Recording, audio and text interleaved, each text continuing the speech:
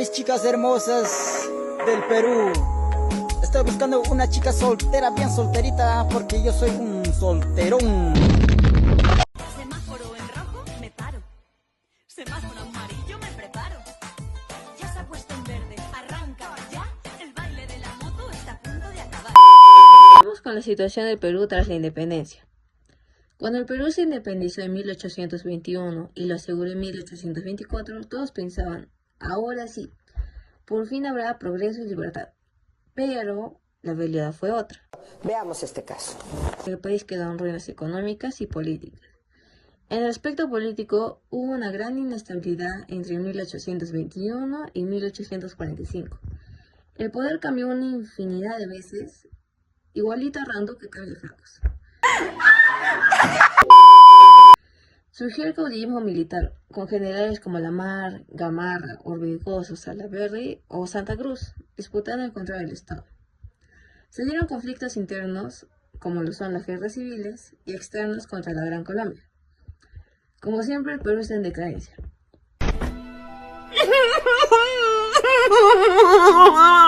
Ahora, en el aspecto económico, la guerra destruyó gran parte de la producción agrícola y minera.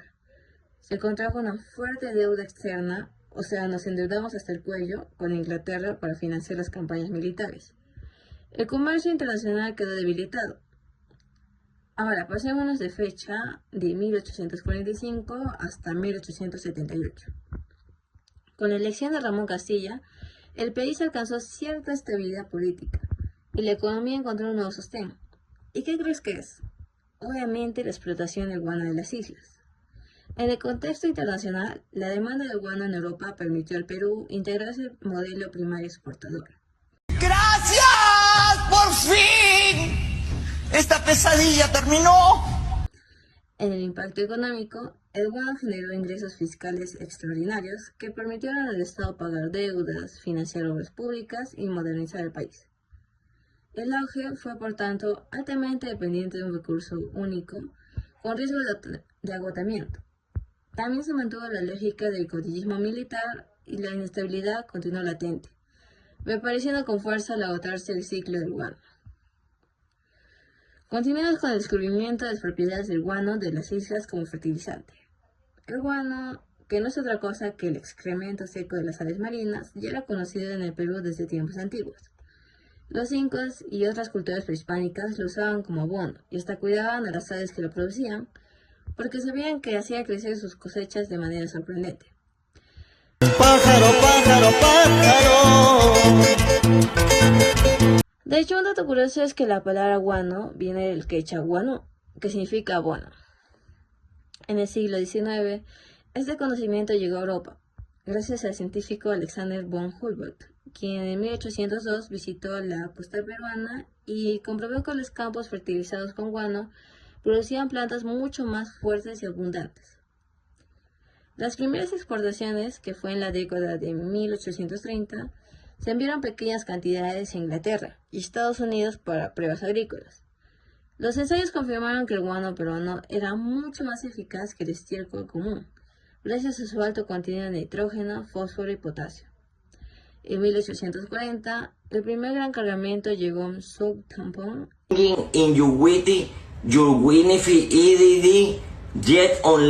Inglaterra. El Estado peruano, dueño de las islas guaneras, arrendó la explotación a empresarios extranjeros que lo compraban barato y lo revendían a Europa a precios altísimos. Y la verdad, qué falta de inteligencia para no aprovechar esos tiempos donde la venta de guano fue la innovación. Ustedes son idiotas, todos son idiotas. Pero bueno, en poco tiempo el guano pasó de ser un recurso usado localmente a convertirse en la base de la economía nacional y en uno de los productos más buscados en el mercado mundial. Como último, para recopilar toda la información que he dicho, es que después de la independencia, el Perú estaba hecho un caos. Pobreza, deudas, minas en crisis y presidentes que duraban menos que las relaciones de la Chávez.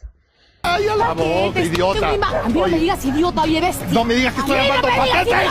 ¡No me digas que estoy pagando! ¡A ver, enséñame! ¡Enséñame! Vamos a ver, ¿dónde? Pero en 1845 apareció el guano y cambió todo. Trajo mucho dinero al Estado. Pero no todo fue color de rosa. La economía dependía solo de un recurso. La riqueza fue muy rápida, pero no se invirtió bien. El trabajo en las islas guaneras era durísimo e inhumano, y políticamente los caudillos siguieron peleándose por el poder. En conclusión, la era del guano y salitre dio prestigio y riquezas al Perú, pero al agotarse el recurso volvió la crisis. Fue una época que mostró tanto las posibilidades como las debilidades de la República. Eso fue todo el contexto histórico de la era del guano.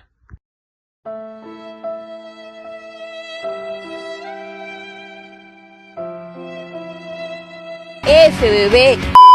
Señor, por favor, te lo pido. Es que yo no estoy Ábrele la mente a la gente.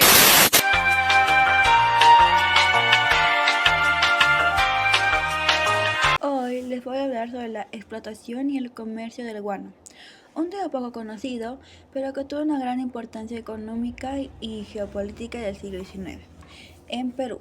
Seguro ya vas a dormir, y cuando duermas, quiero que pienses en mí. Aunque puede sonar extraño, hoy en día el guano fue considerado en su tiempo como el oro blanco de Sudamérica. ¿Qué es el guano? El guano es el excremento de aves marinas. Unos momentos después. Antes de que existieran los fertilizantes químicos modernos, era considerado uno de los mejores abonos naturales del mundo. El auge del guano en el siglo XIX. Durante el siglo XIX, la demanda de los fertilizantes creció en Europa y Estados Unidos por la revolución agrícola. Fue entonces cuando el mundo descubrió los grandes depósitos de guano en las costas del Pacífico sudamericano, especialmente en Perú, las islas de Chincha y otras islas guaneras. Perú tenía un recurso que el mundo entero necesitaba. Este dio lugar al llamado boom del guano entre 1840 y 1879. Importancia económica para el Perú. El guano se convirtió en la principal fuente de ingresos del Estado peruano. De hecho, durante varias décadas presentó hasta el 80% de la exportación del país.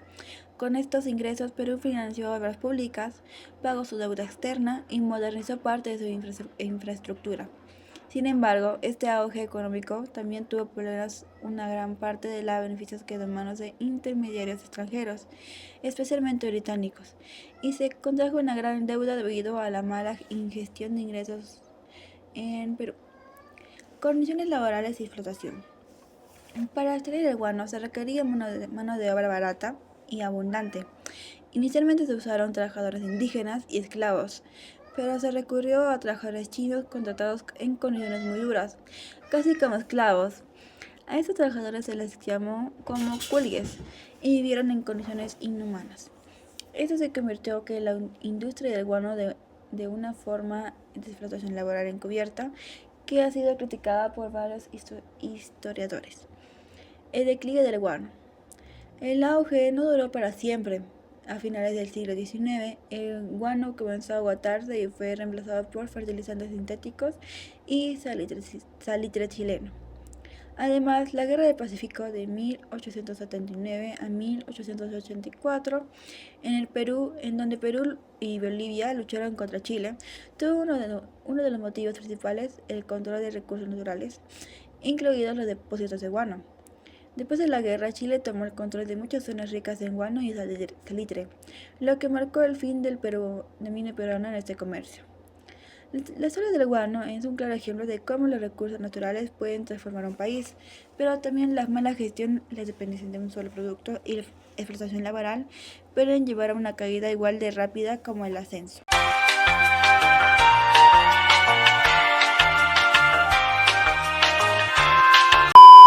Decadencia y consecuencias del guano en el Perú.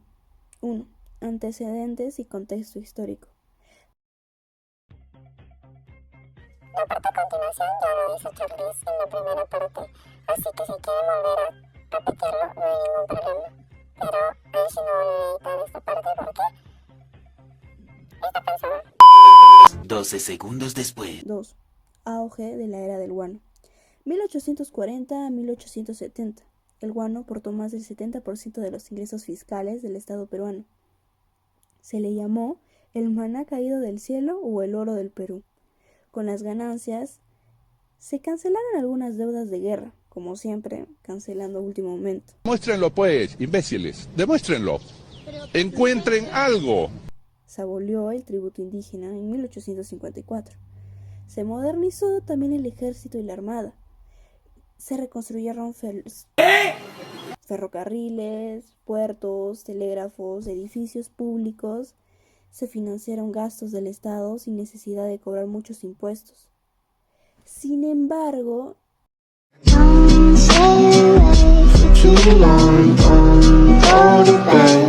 no se les ocurrió a las industrias productivas ni en modernizar un poquito la agricultura campesina.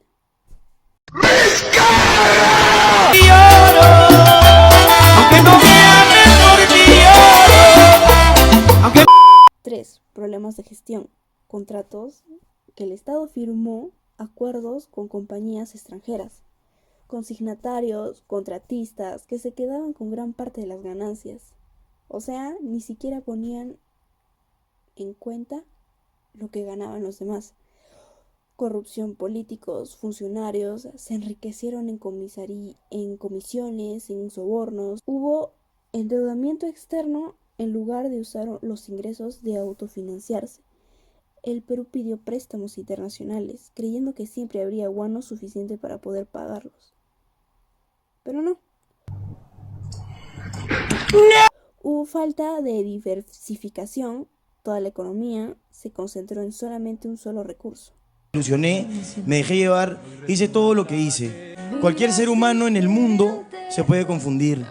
Yo entregué todo lo que tenía que entregar, hice todo lo posible porque las cosas funcionaran. Si no funcionaron, Dios sabrá por qué. 4. Decadencia del guano. Agotamiento natural. Las islas guaneras fueron sobreexplotadas sin cuidado, reduciendo los depósitos. Hubo competencia internacional en 1846. Se descubrió el salitre nitrato de sodio en Tarapacá. Entonces, en ese momento, territorio peruano. Y en Atacama, Bolivia y Chile era más barato y abundante. En 1870, el guano dejó de ser el recurso estrella. El Estado peruano, en vez de haber asegurado reservas o invertido en industrias, quedó sin ingresos y con deudas enormes, impagables. Y lamentablemente, tengo que decírselos de nuevo, no hay plata. 5. Consecuencias del colapso.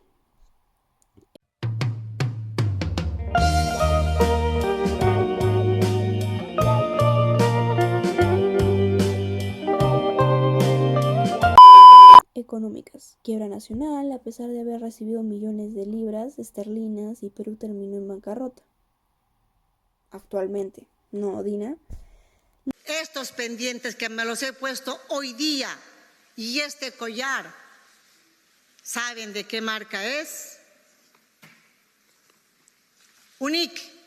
La deuda externa se volvió impagable y se recurrió a entregar recursos naturales como pago, como el contrato de Dreyfus de 1869.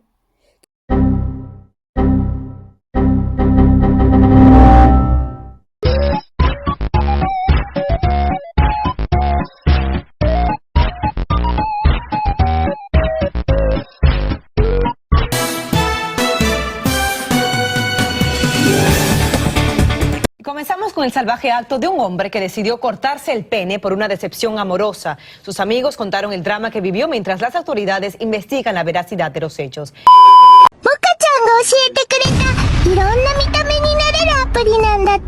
Ahora sí, hablemos acerca de las consecuencias económicas y sociales de la era del guano. Se sabe que desde la década de 1840 hasta 1870, gracias a la exportación del guano, que recordemos, es el popo de las aves marinas, aves costeras, se obtuvo enormes ingresos. Más o menos se estima que el país recibió más de 500 millones de soles, una cifra muy grande.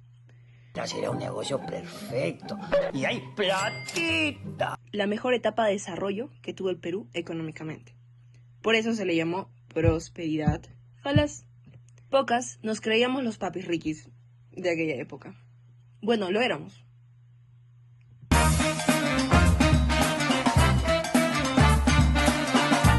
Si bien nos hicimos ricos en esa época, ¿qué pasó con ese dinero? ¿Desapareció? ¿Quién se lo tiró? O como siempre, ¿Randu se lo robó? Pues no. En ese tiempo, el Estado, como siempre, gestionó muy mal el dinero, donde hubo corrupción, contratos desventajosos, y se despilfarró el dinero en lujos y gastos totalmente innecesarios. ¿No, Dina? Pero también hubo cosas buenas dentro de esto, pues gracias a esto el dinero que se obtuvo pudo financiar ferrocarriles, puertos, alumbrado público, escuelas, hospitales, etc. Pero volviendo a lo malo, pues estos avances no beneficiaron a toda la población, sino que se centró solamente en Lima y la costa, como siempre. O sea, los cerros serían olvidados. Pues también se pagaron las deudas externas y nos armamos muy bien con armas. ¿Pero qué hace nuestro querido Perú si solo puede subsistir gracias al guano? Ponte que Perú es una hermosa chica, capaz de muchas cosas, pero llega el guano ese y le hace creer que solo la va a necesitar, solo va a necesitar de él el resto de su vida. Yo no fui infiel, yo no fui infiel, yo no fui infiel, yo no fui infiel, no fui infiel, no fui infiel. Perú de tonta cae y le cree, y ahora depende de él para absolutamente todo. Y al final, el guano ese se va y deja a Perú en depre. Ok, no te creas. En sí, el Perú empezó a depender, sí, prácticamente del guano, y no se preocupó por desarrollar otros sectores económicos, como sería la agricultura, la industria, minería, entre otras. Y pues prácticamente el Perú, sí, creó una economía muy poco sostenible, que al final terminó quebrantándose. Ahora pasamos a los impactos sociales. Bueno, porque esos ya eran los impactos económicos. ¡No lo puedo creer! Carlota, espérame, yo sé que te trae recuerdos, Carlota. Ahora, dentro de los impactos sociales, tenemos, como ya lo había mencionado, la poca redistribución de la riqueza. Los beneficios del guano no llegaban a toda la población, y eso lo sintieron más aquellas personas que no se encontraban en la capital, o sea, Lima. Hubo un fomento bastante grande de la centralización. Lima y la costa, modernizadas, con servicios y presencia del Estado, lujos, luz, agua. Mientras tanto, la sierra y la selva, abandonados.